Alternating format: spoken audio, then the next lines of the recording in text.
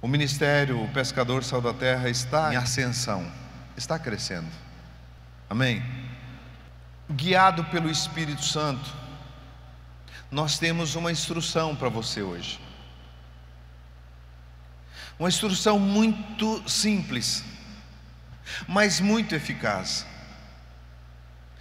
Parece que algum de nós temos fracassado na nossa busca e na nossa entrega. A gente não vê coisas novas acontecerem com a gente, e a gente fica apreensivo para ver algumas coisas acontecerem, e há uma revolução, porque o Evangelho promete que nós andamos de glória em glória, e parece que a gente não vê esse crescimento, nós não estamos vendo desse nível que a gente gostaria de ver. E eu quero dizer para vocês algo muito simples hoje, que se vocês colocarem em prática, vai revolucionar a vida de vocês muito rápido assim. Nós temos passado tempo com o Senhor, nós temos tirado tempo com Deus, e agora mesmo que nós estávamos de quarentena, então ficar em casa, para quem sabe orar, para quem sabe jejuar, para quem sabe meditar na palavra, se trancar essa pessoa, dá mais lucro que soltar ela. Eu acho que é por isso que Paulo era tão preso. Ele saía de uma cadeia e entrava na outra. Por quê? Paulo dava muito resultado quando prendia ele. E essa quarentena para nós conseguimos ultrapassar algumas barreiras. E minha função como pastor, como líder, como pessoa que foi constituída por Deus, é levar você para um lugar mais alto. É pegar você daqui e trazer você para cá. Esse é todo o meu empenho, é que nós crescemos como igreja do Senhor. Mas o diabo infiltrou no meio da igreja. Não estou dizendo aqui só não, no meio da igreja do Senhor Jesus na terra, e principalmente no Brasil, ele infiltrou, usando líderes e propagando o mundo, e mostrando que se você fosse para Deus, você teria benefícios muito grandes aqui no mundo. O diabo fez uma propaganda tão violenta que está fazendo as pessoas esquecerem até da vida eterna. E o que importa para eles é se a campanha vai funcionar para que eles alcancem os seus objetivos. O que importa é se ele vai ler a Bíblia para que os objetivos dele sejam alcançados. O que importa ele não importa se ele tem que fazer algum sacrifício, se ele tem que vender a casa dele, se ele tem que colocar numa fogueira, numa campanha, num negócio, desde que dê o resultado que ele quer. Se der o resultado que ele quer, ele não tem problema de pagar não, ele não tem problema de fazer nada não. Ele quer vida temporária. A igreja no Brasil está com uma deformidade muito grande, que está se ensinando vida temporária e não vida eterna. E nós temos que ficar muito esperto para a vida eterna, porque Jesus vai chegar como o ladrão da noite. Ninguém vai ver o hora nem o momento. Ele vai chegar e ele vai pegar um povo despreparado que estava buscando Deus para benefício na terra. A igreja hoje está vivendo isso. Tem pouca gente preocupada. Agora que está dando uma preocupaçãozinha mais de morrer, levezinha, pequenininha, mas as pessoas estão preocupadas e com medo de morrer.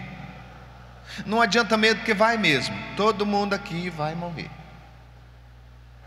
Todo mundo vai para paletó de madeira, mais cedo ou mais tarde. Alguns apressadinhos vai mais cedo, mas todo mundo vai. E se todo mundo vai, por que nós vamos ter medo de ir mais cedo ou mais tarde, sendo que nós vamos para um lugar melhor que aqui? Sendo que a Bíblia nos ensina que na eternidade com Deus é muito melhor do que aqui. E por que nós vamos ter medo de ir embora? A maior rapidez de você ir embora para o céu é você ter medo de morrer, porque você acha que você não pode morrer cedo, então você fica com medo. O pior flagelo que existe é o medo. E se tem uma coisa que nós não temos é medo, porque o medo anula a fé, mas a fé destrói o medo. E no amor não há medo. Antes o perfeito amor lança fora o medo. O medo produz tormento, e aquele que teme não é aperfeiçoado em Jesus Cristo, que é o amor. Então nós não precisamos ter medo. E o que tira o medo? O que tira o medo é a certeza para onde eu vou e de onde eu vim. da onde eu vim. Então significa que nós não vamos para o céu, nós vamos voltar para o céu, porque nós viemos do céu. Então essa segurança é o que deixa você imunizado de todo o mal na sua vida. E agora a chave para você viver um sobrenatural é você não comparar sua vida espiritual com a vida natural. Você não busca Deus para que Deus resolva os seus problemas. A igreja no Brasil, a igreja no mundo praticamente, ela está buscando Deus para resolver os problemas deles. E quando você vai no primeiro mundo, eles estão com tanta fome de Deus que eles não estão buscando Deus por causa da vida financeira, porque dinheiro eles têm. Você vê um povo desesperado para saber sobre o arrebatamento. Você vê um povo desesperado para saber as coisas que são profundas da eternidade. E nós precisamos, como igreja, desenvolver um relacionamento com Deus. Não é para que Ele mude as nossas pendengas, porque parece que nós estamos lutando no Brasil principalmente, parece que nós estamos lutando para converter Deus. O convertido na história, o não convertido na história não sou eu. O não convertido na história é Deus, porque eu estou tentando convencer Deus. Eu estou pregando para Deus todos os dias para me abençoar, para mudar meu quadro, e Deus não faz, Deus não converte. Eu quero que Deus mude a vida do meu filho, da minha filha, da minha cunhada, do meu parente, a minha vida financeira. Eu estou tentando convencer Deus a ser propenso a mim, a mudar a minha vida. Então Deus que não é o convertido na história. Já pensou nisso? Tem gente subindo na montanha para converter Deus. Deus, eu quero que você se converte a mim. E Deus fala: ô filho, eu sou o Senhor, eu não mudo. Quem tem que converter na história não sou eu, filho. Quem tem que converter na história é você. É você que precisa se converter, porque eu não vou mudar não. Eu não vou me converter aos seus caprichos e propósitos. Eu não mandei meu filho na cruz para que fosse os teus caprichos e teus propósitos resolvidos. Eu não sou que olho para você e vou converter você no seu lugar. Você vem para mim, porque junto comigo você pode todas as coisas. Essa é a conversão, querido. E nós estamos aqui, não se precisar dar 100, eu dou 100. Deus, deixa o Senhor me dar 90, 900. Se precisar dar 1000, Deus, eu dou 1000, desde que o Senhor me dá 10.000. Eu faço tudo o que o Senhor quiser, mas desde que o Senhor me beneficia. Isso não é ser crente. Ser crente não é assim. Ser crente é você saber que você não é daqui, que você não veio para ficar, e que você tem um Deus que cuida de você, que te ama, que te guarda, e que você está guardado por Ele. Isso é ser crente. Ser crente é saber que Ele se importa mais com você do que você se importa com Ele. Isso é ser crente. Então eu quero dar uma chave nessa manhã para você, de muita experiência. A minha vida relacionada a Deus, ela não é de um momento de um culto como esse. Eu não tenho uma outra coisa que eu penso o tempo todo, sem não ser a eternidade. Dentro da minha mente, dentro do meu cérebro, eu estou pensando o tempo todo em como ser leal, como ser fiel a Deus. Eu procuro cada dia me converter a Deus. Eu procuro cada dia, porque eu sei, querido, que tudo que eu conquistar aqui nessa terra vai ficar aqui. Isso não é meu. Eu não tenho nada na minha mão que eu possa dizer que é meu, porque a hora que Jesus me chamar assim, o que é meu fica para trás, porque eu não posso levar o que é meu. Então eu preciso me converter a esse Deus, para fazer a vontade desse Deus sobre a minha vida. Eu preciso me alinhar à vontade desse Deus. Então eu não estou aqui buscando uma melhora para a minha vida. Eu estou aqui me preparando para encontrar com o Senhor nos ares, de preferência, mas se não, eu vou encontrar com Ele na eternidade, a qualquer momento que Ele me chamar. Então eu não vou valorizar tanto aqui, e eu não vou buscar tanto para cá, sendo que eu não sou daqui, eu sou de cima. E tem uma receita que você vai praticar a partir de hoje. Eu espero que vocês peguem essa receita que nós vamos dar a vocês, e você pratique essa receita, porque só tem uma pessoa a ser beneficiada com isso: você. Você vai ter a segurança que eu estou sentindo. Alguém me perguntou: e agora, o que você vai fazer? Fechou a igreja? Eu falei: não, mas eu não dependo de igreja. E agora, não pode mais ter culto? Eu falei: não depende de culto. Eu cultuo todo dia o meu Deus. Mas e agora, ficou muito ruim para vocês, né? Eu falei: ruim por quê? Não ficou nada ruim não. Está tudo muito bom. Porque nós, os crentes, são o povo mais preparado para as tribulações. Porque se faltar comida, 5 dias para nós de jejum é fichinha. Quem já fez 5 dias de jejum aqui? 5 dias de jejum é fichinha para nós. 10 dias também nós dá conta de topar. 20 dias nós dá conta de topar. Até os 30 nós já chegamos. Então nós não tem medo de passar fome não, porque se não tiver o que comer, nós entrega como jejum e oferta a Deus, pronto, acabou. Se não tiver onde dormir, querido, nós dormimos, nós estamos acostumados em vigília. Nós passamos a noite toda, nós tora a noite toda, nós levantamos de manhã. Tem gente que levanta 4 horas da manhã para vir para cá orar. Então, o que você tem medo? Se faltar comida, você jejua. Se não tiver onde dormir, você passa acordado em vigília.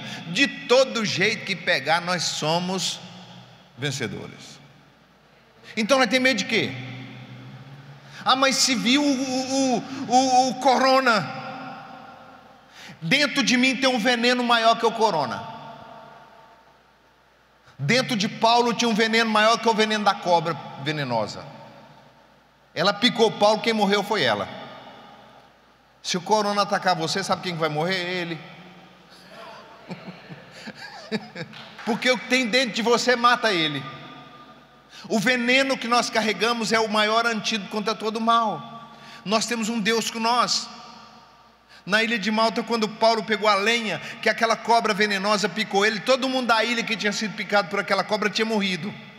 E os moradores da ilha disseram assim: certamente esse homem é um homicida, esse homem está sendo julgado por algum Deus, porque ele escapou do naufrágio, agora não escapa da cobra venenosa. E eles cruzaram o braço e ficaram olhando. E eu fico impressionado com a palavra de Deus. Querido, eu fui picado por uma cobra venenosa uma vez. Aquele corredor de 100 metros raso perderia para mim o tanto que eu corri. Se coloca uma cobra, mesmo de brincadeira, perto de você, você dá um grito e um pulo tão grande, tão violento. Certeza que você dá um pulo tão grande. Se você passar e ver uma cobra e você passar por ela, mas você dá um grito e um pulo tão violento, você corre mesmo, porque você sabe que ela é letal. E a cobra pega a mão de Paulo. Paulo sai com a cobra na mão, pendurada, e chega até no fogo e faz assim, ó. Querido, olha o que ele fez. Será que esse homem tinha consciência do que é? Tinha. Ele tinha consciência do veneno da cobra, mas a maior consciência ele tinha do veneno dele. Ele disse: você me picou, mas quem vai morrer vai ser você. E você morre no fogo. E sacudiu a mão no fogo, e a víbora caiu dentro do fogo e morreu. E todo mundo dizendo: vai cair, quer ver? Essa cobra mata com 5 minutos. Lá na Austrália tem uma cobra lá que mata com 5 minutos. Se ela picar você, 5 minutos você está morto. E essa cobra da ilha de Malta era essa mesma cobra, que mata com 5 minutos. E todo mundo ficou olhando para Paulo. E Paulo está lá, esquentando fogo, e está lá com frio. Todo mundo viu que ele não morreu. Eu falei: esse homem é diferente. Em Rondonópolis, esse corona que é um espírito, ele sabe que aqui tem um povo diferente. Ele sabe aqui que tem um povo que ora. Aqui tem um povo que edifica a fé orando em línguas. Aqui tem um povo que conhece Deus de verdade. Então, se ele peitar por aqui, ele não vai fazer nenhuma vítima mais, porque ele vai chegar em você e vai morrer. Ele não vai matar, ele vai chegar e morrer, porque em você tem o sangue do Cordeiro, que é o maior antídoto. Por isso que nós precisamos entender que esse não é o maior problema. O maior problema está por vir ainda. O maior problema ainda vai chegar. Essa é só a pontinha do iceberg. Por isso que a chave que eu vou dar para você aqui agora, o iceberg pode ser do tamanho que for. No navio que você está, você passa por cima dele e você não naufraga. Você não vai sofrer naufrágio. O seu barco não vai virar, porque tem alguém dentro dele. Então não se preocupe, não tenha medo de nada, está tudo dentro do controle. Deus está controlando tudo aquilo que você entrega para Ele. Ele sabe tudo que está acontecendo e Ele está prontinho para guardar todos aqueles que crêem nele. Tá bom? Vamos lá na receita? Mateus capítulo 17, verso 1. 6 dias depois, tomou Jesus consigo a Pedro, a Tiago e a João. Ele pegou 3 só: Pedro, Tiago e João. Você pode entender com esse primeiro versículo que o Senhor, quando Ele quer falar com alguém, Ele vai escolher não os mais bonitos, não os mais perfeitos, não os que estavam no meio. Ele vai separar alguém que realmente tem peso para enxergar coisas grandiosas. Ele separou 3. Com certeza, se eu estivesse no meio dos 12, eu queria ir também. Mas Jesus chegou e falou assim: Pedro, vem cá. João, vem cá. Tiago, vem cá. Aí alguém levantou também e falou: não, só os 3. E levou esses 3 para um alto monte. Querido, não é simplesmente um montinho, não. É um alto monte. Quando você está no monte da transfiguração, a sensação que você dá é que quando você olha para baixo, parece que você está dentro do avião. É um monte que da onde eles saíram para chegar lá, no mínimo 5 dias de caminhada. Ali ele foi transfigurado diante deles. O seu rosto estava tão resplandecente como o sol. Queridos, quando a Bíblia diz aqui como o sol, se é como, você consegue olhar para o sol e ficar olhando muito tempo para o sol? Quando você olha para o sol e você tira o olho do sol, leva um tempo que você não enxerga nada. Pelo menos comigo é assim, não sei você. Passa 10 segundos olhando para o sol, depois você olha para outras coisas. A luz do sol faz você não enxergar mais nada. E quando ele transfigurou na frente deles, a luz que Jesus refletia era como que o sol. Eles não viram mais nada. A luz era tão intensa que eles não viram mais nada. Então lhes apareceu Moisés e Elias falando com ele. Pedro disse a Jesus: Senhor, bom é estar aqui. Se queres, façamos aqui 3 abrigos: um para ti, um para Moisés e um para Elias. Como é que Pedro sabia que era Moisés? Jesus não fez uma cena: agora entrando em cena Moisés, desce Moisés. Agora entrando em cena Elias, desce Elias. Não. Pedro identificou que era Moisés, porque Moisés desceu com as 2 tábuas da lei. E isso nos dá garantia que Moisés não foi sepultado na terra. Porque no livro de Judas diz que o arcanjo Miguel combatia com Satanás acerca dos corpos de Moisés.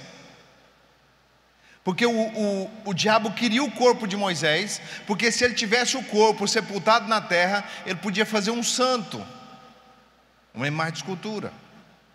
Você pode ver que não existe São Moisés. Então ele foi vivo para o céu. Ele foi vivo para o céu porque ele desceu vivo do céu. Elias foi vivo para o céu porque desceu vivo do céu. Então Moisés, glória a Deus, Moisés desceu com as 2 tábuas da lei e disse para Jesus, Moisés dizendo para Jesus: você vai cumprir os 10 mandamentos que o homem não foi capaz de cumprir. Você vai cumprir os 10 mandamentos, e depois que você cumprir, Elias representa a ressurreição de Jesus. Depois você vai ressuscitar, vai subir vivo para o céu. Moisés era um símbolo da lei que Jesus ia cumprir, e Elias era um símbolo do como ele iria embora. Uma carruagem de fogo, ou os anjos iam ocultar Jesus, uma nuvem ocultou. Então eles representavam, um trouxe o mandamento e o outro trouxe a ressurreição.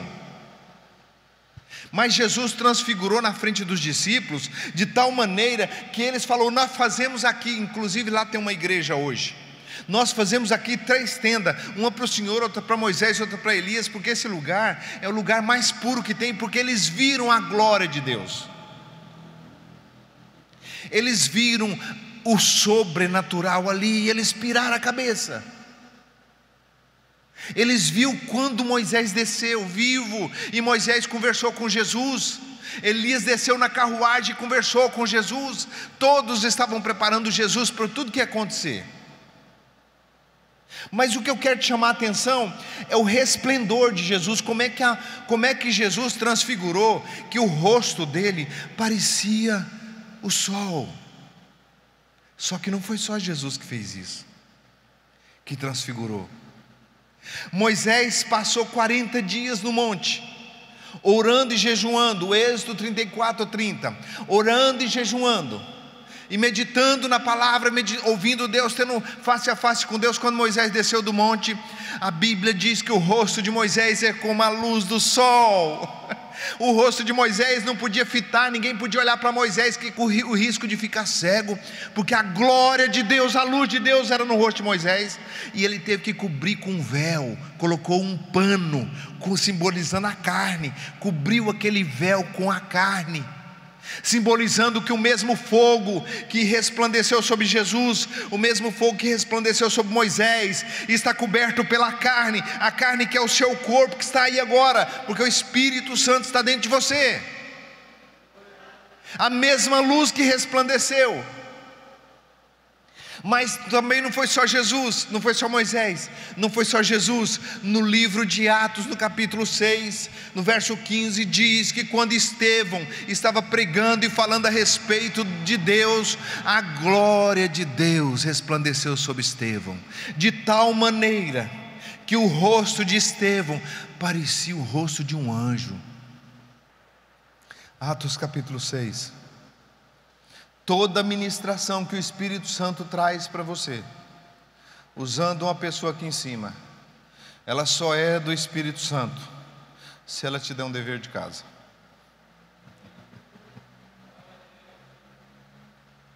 Agora, se você não fizer o dever de casa, o pregador ficou isento e você é culpado. E se você fizer o dever de casa, nem o pregador nem você é culpado. Atos capítulo 6. Naqueles dias, crescendo o número dos discípulos, o início da igreja primitiva. Naquele dia, crescendo o número dos discípulos, houve murmuração dos gregos contra os hebreus, porque as suas viúvas eram desprezadas na distribuição diária de alimentos. Então os 11 convocaram os discípulos e disseram: não é razoável que nós deixamos a palavra de Deus. O que os discípulos tinham que fazer? Os apóstolos aqui? Não é lícito que nós deixamos a palavra de Deus, não é lícito nós deixamos a oração, não é lícito nós deixamos o jejum para servir as mesas. E olha o que ele disse: escolhe, irmãos, entre vós 7 homens de boa reputação. Diga comigo, boa reputação. E cheio do Espírito Santo. Primeiro tem que ter boa reputação e depois ser cheio do Espírito Santo. E de sabedoria, aos quais constituímos sobre esse importante negócio. Para distribuir alimento na igreja era alguém muito top. Só para fazer um serviço, que era um serviço do reino de Deus, tinha que ser alguém de boa reputação cheio do Espírito Santo, cheio de sabedoria, para fazer um serviço de repartir comida na igreja primitiva. Não era qualquer Zé Mané, não. Me perdoe o Zé. Não era qualquer um, não. Para distribuir tinha que ser homens que eram cheios de sabedoria, cheios do Espírito Santo, para não fazer injustiça.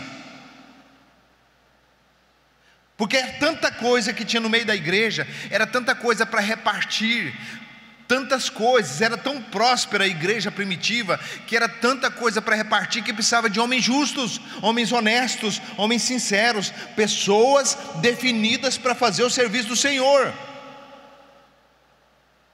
Para colocar uma cadeira dessa aqui, nesse lugar que está, não pode ser qualquer um, não. Tem que ser alguém que é cheio do Espírito Santo, cheio do poder, porque não está fazendo para si. Aqui não é a casa da gente que a gente coloca de qualquer jeito. Eles tinham um temor tão grande na igreja, e um temor tão, uma reverência tão grande, que os apóstolos falaram: nós não põe a mão nisso não, nós não vamos mexer com isso não, porque isso vai tomar o nosso tempo. Nós temos que ficar aplicados à oração, ao jejum e à meditação na palavra. Essa é a nossa função. E aí vai escolher os homens. Olha que caráter, que nível de homem que tinha. Um diácono na igreja. Só que não era qualquer diácono, era o diácono. Era um camarada que, se você ler capítulo 7 de Estevão, você vê Estevão pregando desde Abraão até Jesus Cristo, e anunciando, meditava na palavra, conhecia a palavra, a igreja, todo mundo praticava a palavra.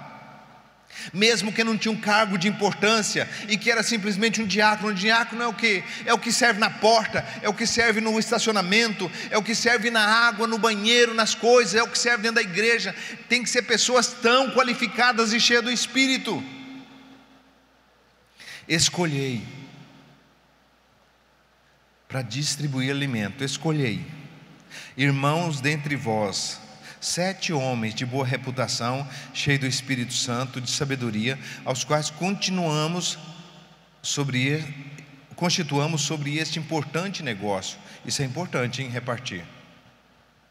Mas nós perseveraremos na oração, no ministério da palavra. Este parecer contentou a toda a multidão. Elegeram a Estevão, homem cheio de fé.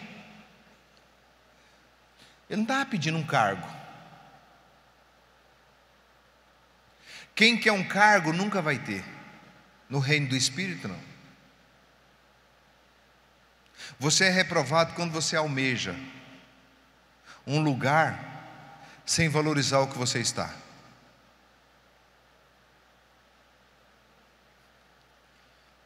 Você é reprovado quando você almeja um lugar sem valorizar o lugar que você está.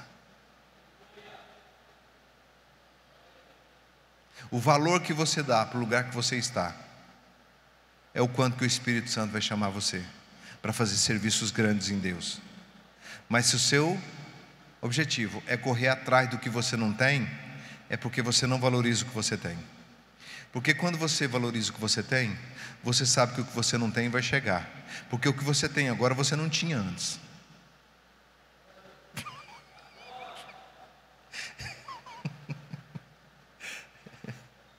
Que tem tu que não tenha recebido? E se recebeste, por que te glorias como se não houvesse recebido? Estevão não estava lá, igual o burrinho do Shrek. Eu, assistiu aquele filminho do Shrek? Leva eu, escolhe eu. Ele não estava lá assim não. Estevão era cheio de sabedoria, cheio do Espírito Santo, estava no meio deles. Todo mundo sabia quem era Estevão. Todo mundo, quando eles falaram, vai lá, escolhe. Vocês, irmãos, escolhem homens de boa reputação. Ele foi no meio da multidão. Sabe quem tinha no meio da multidão da igreja? Quem tinha sentado no banco da igreja, assistindo Pedro, João, Tiago falar? Era um jovem chamado Estevão, cheio do Espírito Santo, cheio de sabedoria, cheio de virtude, muito bem organizado, muito bem reservado e muito bem postado. Ele não tinha uma carência dentro dele, um desejo de ser alguém importante. Ele não tinha nada disso não. Ele já estava satisfeito com a vida que ele estava vivendo em Deus. Se a vida que você está vivendo em Deus não é satisfatória, é porque você não está em Deus, porque quem está em Deus está satisfeito. Quem precisa de mais é porque é um carente. Mas quando você está relacionando com Deus, a primeira satisfação que vem, eu não importa se me chama de pastor, de mestre, de evangelista, se me chama de socorro de governo, se eu vou ter dinheiro para contribuir, se eu não vou ter, não importa com nada, importa que eu sou cheio do Espírito Santo. Eu sou cheio do Espírito Santo, eu estou satisfeito, eu estou bem resolvido, eu sou um homem resolvido. A minha comunhão com Deus me deixa resolvido. A minha intimidade com o meu Senhor me deixa ser resolvido. Estevão estava lá resolvido, queridos, não tinha problema nenhum. Aí alguém chama Estevão e fala assim: Estevão, vem cá. Aí se tivesse um profeta lá para falar assim para ele: Estevão, vem cá, você vai subir de cargo, Estevão, e você vai subir tão alto, Estevão, que por causa do seu cargo você vai ser apedrejado, Estevão. Vão te matar a pedrada. Você quer subir de cargo? Você quer subir de cargo? Tem algumas pedrinhas para jogar em você. Quanto mais alto o cargo, mais eficiente aos inimigos. Estevão levantou e veio. Se eu estava tão quietinho aqui no meu cantinho, meu Jesus Cristinho, lembra da escolinha do professor Raimundo?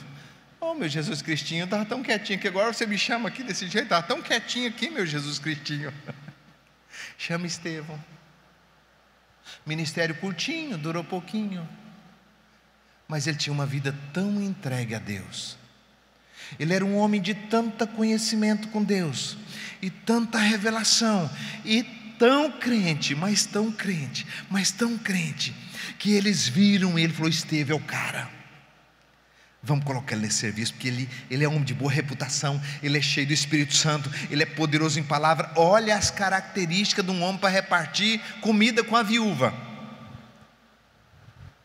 Escolhe, irmãos, verso 3, entre vós 7 homens de boa reputação, cheios do Espírito Santo e de sabedoria, os quais constituímos sobre este importante negócio. Mas nós perseveraremos na oração e no ministério da palavra. Este parecer contentou a toda a multidão. Elegeram a Estevão, um homem cheio de fé e do Espírito Santo. Também Filipe, Procôncio, Nicanor, Timão, Parmenas, Nicolau, prosélito de Antioquia. Apresentaram estes homens aos apóstolos, e estes, orando, lhes impuseram as mãos, de sorte que crescia a palavra de Deus em Jerusalém, e se multiplicava rapidamente o número dos discípulos, e grande parte dos sacerdotes obedeciam à fé. Ora, Estevão, cheio de fé, falando novamente dele, repetindo. Para repetir isso na Bíblia, querido, num livro desse aqui, para repetir 2 vezes que o homem tinha fé, é porque o homem tinha fé. Estevão, cheio de fé, de que mais? Estevão, cheio de fé, de poder, fazia prodígios e grandes sinais entre o povo. Levantaram-se alguns que era da chamada sinagoga dos libertos, dos sirineus e dos alexandrinos, dos quais era da Cilícia e da Ásia, e discutia com Estevão, mas não podia resistir à sabedoria e o espírito com que ele falava. Então subornaram os homens para que dissesse: nós o ouvimos blasfemar contra Moisés e contra Deus. E excitava o povo, os anciãos e os escribas, e investindo contra ele, arrebataram-no e levaram ao sinédrio. Apresentaram falsas testemunhas e dizia: este homem não cessa de proferir blasfêmia contra este santo lugar e a lei, pois os ouviam dizer que esse Jesus de Nazaré há de destruir este lugar e mudar os costumes que Moisés nos deu. Verso 15. Então todos que estava assentado no sinédrio, fixando os olhos nele, viram o seu rosto como o rosto de um anjo. Moisés relacionou sozinho com Deus, e o rosto dele era como o sol do meio-dia. Jesus, no monte orando, e ele transfigurou na frente deles, e o rosto de Jesus era como o sol. Estevão andava sozinho com Deus, e o rosto de Estevão é como o rosto de um anjo, igual o seu, igual o meu. Qual que é o dever de casa? Relacionamento. Não pegue o seu momento com Deus e relaciona em troca de. É pecado você pegar o seu momento com Deus e relacionar com Ele para que Ele mude a sua vida financeira. É pecado. Pegar o seu momento e relacionar com Deus para que você seja uma autoridade em Deus reconhecida. É pecado. Pegar o seu momento que você tira para com Deus, para você preparar as mensagens para trazer no culto. É pecado. O seu momento com Deus é para relacionar com Ele. É um relacionamento de um pai com filho. Jesus disse: quando você quiser falar com o pai, você fecha a sua porta e ora em secreto, e o teu pai que vê secretamente te recompensará. Você não precisa querer recompensa. Deixa com Ele a recompensa, Ele já prometeu. Ele sabe o que você precisa. Mas não entra para dentro de um quarto e vai tentar convencer Deus e fazer Deus mais crente a você, que Deus não vai converter. Ele já é convertido a você, e é convertido tanto a você que mandou o filho dele para morrer por você. Isso é que é conversão. Então não entre nesse lugar sozinho, com um monte de pedido e com um monte de querer no seu coração. Você não vai encontrar uma glória em você lá. Você não vai sair de lá representando a glória de Deus. Mas quando você decidir relacionar com Ele, porque Ele é seu Pai, porque Ele é tudo que você tem, porque quando Jesus vier, você não vai ter tempo de agarrar na mão do seu filho, na mão da sua filha, na mão do seu marido. Você não vai ter tempo de agarrar na mão de ninguém. Você vai sozinho, vai subir com Ele. Quando você começar a pensar desse jeito, você começa a mudar a sua maneira de orar. Deus quer relacionamento, para que o seu rosto seja como o rosto de um anjo, para que a sua vida seja marcada pela comunhão, para que as pessoas vejam em você que você é diferente de todo mundo. As pessoas vão ver que você é diferente, sem você ter que anunciar você mesmo. Todo aquele que anuncia a si mesmo, ele não é anunciador do Evangelho. Você não precisa querer ser ninguém, porque você nunca vai dar conta de ser alguém mais do que você já é. Você é todo amado. Todo. Você não tem como ser mais importante do que você já é.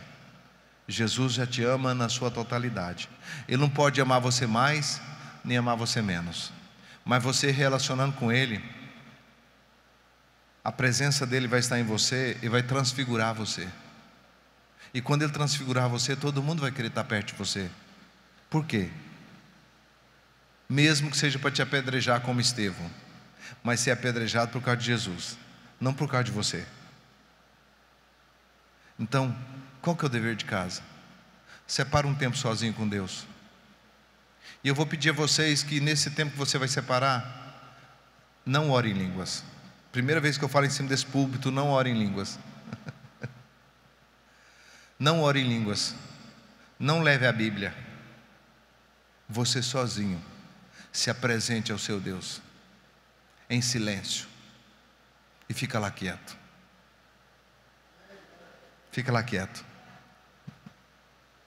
Se Ele quiser ter uma conversa em línguas com você lá, Ele vai puxar o assunto. Você pode ter certeza. Isso chama-se relacionamento de intimidade. E quando você sair daquele lugar, todo mundo sabe que você esteve lá. Todo mundo sabe que você é diferente. E para esse um aí, não tem medo. Porque o amor lança fora o medo. E o amor é no relacionamento, no secreto, no silêncio, na intimidade. Não faça orgias. Não vai para um quarto com seus planos. Isso é orgia. Não entre para dentro de um quarto para convencer Deus a ser propenso a você e ser orgia. Quando você fechar a porta, ore em secreto. Só o fato de você estar lá já é uma oração. Você já vai sair de lá diferente. Você não vai perceber o primeiro dia, nem o segundo dia, nem o terceiro dia. Mas não importa você perceber ou não. Quem vai perceber vai ser os outros, porque o seu rosto vai brilhar. Não tem ninguém nessa Bíblia aqui, que não relacionou com Deus e não brilhou. Todos brilhou. Então pare de ser menino. Viu? Pare de ser menino. Para de buscar a Deus por objetivos. Busca a Deus porque Ele é Deus. E você vai ver que a sua vida está no controle dEle, e Ele não vai deixar nada passar de hora. Relacione por quem Ele é, não pelo que Ele tem ou pelo que Ele pode fazer. Porque o que Ele podia fazer por você Ele já fez. Matou o filho dEle no seu lugar. Então Ele quer relacionamento. Os obedientes, os que vão crescer, vai ser diferente. A partir de hoje, todos nós vamos notar quem faz isso. Não precisa você escrever uma bandeira e escrever eu estou diferente, não. Eles vão perceber que você conhece Deus. E quando eles perceber, você não tem como se ocultar mais. Porque não pode esconder uma cidade edificada sobre um monte. Nem acende uma lâmpada e coloca debaixo do alqueire, mas ela é colocada no lugar para que todos que entram vejam a luz. E Deus quer mostrar a luz dele que há em você, através da íntima comunhão. Então vou dar um comando aqui: meia hora calado. Meia hora calado todo dia na presença de Deus, porque os dias não são bons, os dias são maus, e é o único remédio para que você seja inabalável, para que o que está vindo pior do que o corona não toque você. Meia hora só Deus quer de você, na presença do seu Deus, e o seu rosto vai transfigurar. A praga não chega na sua casa porque ela está acesa a luz. Você é a luz de Deus. A peste anda na escuridão. Que peste que pegava Moisés? Que veneno que matava Paulo? Nada tocava nesses homens. Eles tinham íntima comunhão com Deus. E nós também vamos ter uma íntima comunhão com Deus. Não é pelo mexer na nossa conta bancária, não. Isso é avareza. Não é pelo resolver suas pendengas, não. Ele diz que vai acrescentar para você, se você buscar Ele. Busca o reino e a justiça e as demais coisas, eu vou acrescentar para você. Então pare de ser menino. Pare de querer fazer troca, barganha. Eu oro meia hora porque vai me dar unção e me dar edificação. Para com isso.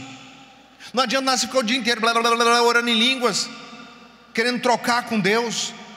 Isso é comunhão com Deus, isso é relacionamento com Deus. Imuniza a sua família, imuniza a sua casa. Se ninguém ora lá dentro, tem você que ora. Se você não for luz onde você está, então está tudo danado aí. Tem um problema. Pare de ficar com medo. Pare de preocupar com o amanhã. Amanhã nós já sabemos. Então isso é vida para você, relacionamento para você, para que tenha uma luz acesa. O Espírito Santo está acendendo uma lâmpada hoje dentro da sua casa. Olha para um cantinho no seu quarto, olha para um cantinho na sua casa, olha no quintal, algum lugar, fala, é aqui. E fala para Deus: nós dois aqui. Aqui. Eu quero uma comunhão aqui. E eu não quero começar o assunto. Eu vou ficar aqui plantado. Mas quando eu sair daqui, a sua glória vai estar em mim. Porque eu vou relacionar com meu Pai. Quem já abraçou alguém aqui que saiu com o perfume dessa pessoa no corpo? Já? Primeira coisa que você vai sair de lá desse cantinho é com o bom cheiro suave de Cristo. Todo mundo vai perceber. Todo mundo vai saber que você teve uma intimidade, que você teve um negócio diferente. Mesmo que te apedreje, mas sabe que você tem. Agora, duas coisas: você vai ver o cantinho e você vai ler o capítulo 7 de Atos. para você saber quem era Estevão. Esse é o dever de casa. Você pode ser reprovado e o corona pode entrar na sua casa, se você não obedeceu o que você ouviu.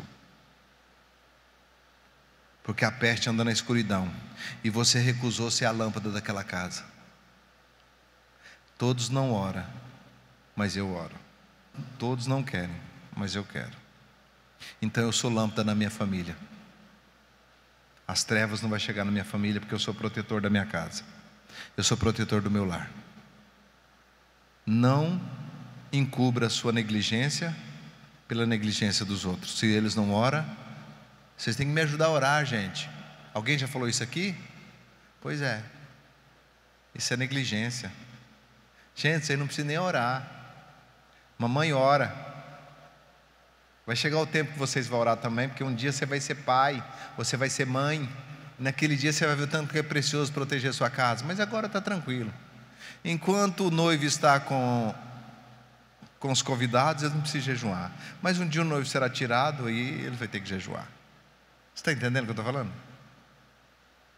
A sua casa está lá em trevas daquele jeito, todo mundo com medo, filho debandado para um lado e para o outro. Está faltando acender uma lâmpada lá. Liga essa lâmpada lá por meia hora e você vai ver o quadro mudar. Aquilo que você mais necessita, Deus vai fazer. Se antes te mudar para te dar, Ele vai te mudar para te dar. Não vai ficar como está mais, se você obedecer. Qual que é o comando? 30 minutos. 30 minutos. Pastor, mas eu sou muito corrido. Todos os corridos agora estão dentro dos hospitais. Está trancado em casa. Cadê os corridos? Amém?